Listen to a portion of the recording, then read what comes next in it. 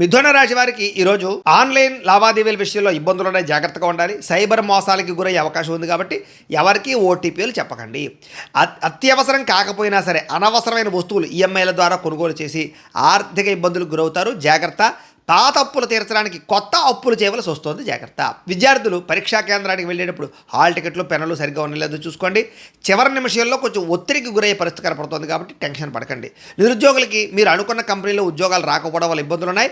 వచ్చిన ఉద్యోగమే సరిపెట్టుకోవాల్సిన పరిస్థితి కనపడుతోంది. వ్యాపారంలో భాగస్వాములతో గొడవలు వచ్చే అవకాశం కనపడుతోంది. ఈరోజు అరువులు ఇవ్వడం మాత్రం మంచిది కాదు.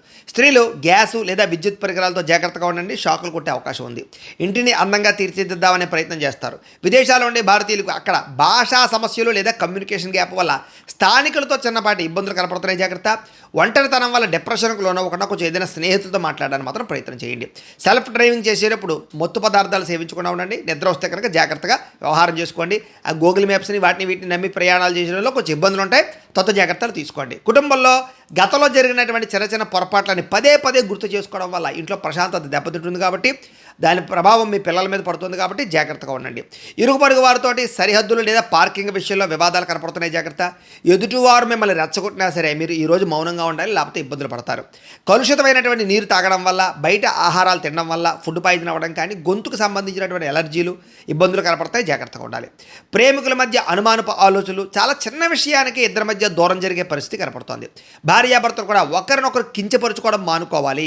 మిమ్మల్ని పిల్లలు గమనిస్తూ ఉంటారు, గుర్తుపెట్టుకోండి. ఇక భూములు, గృహాలు, వాహనాలు క్రయ విక్రయాలు జరిపే సమయంలో నష్టాలు ఉన్నాయి కాబట్టి అవి అమ్మడం కొనడం వాయిదా వేసుకోవడం మంచిది.